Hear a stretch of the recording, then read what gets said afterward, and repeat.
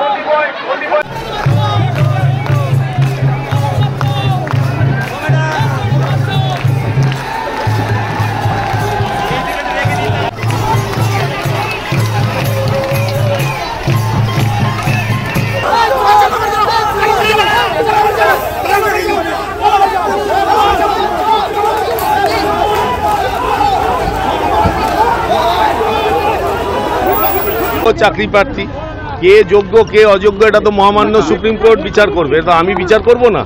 রাজ্য সরকার রিভিউ পিটিশনও দিয়েছে, মাননীয় মুখ্যমন্ত্রী যথেষ্টভাবে চাইছেন রিভিউ পিটিশনটা যেন খুব মানবিকভাবে দেখা হয়।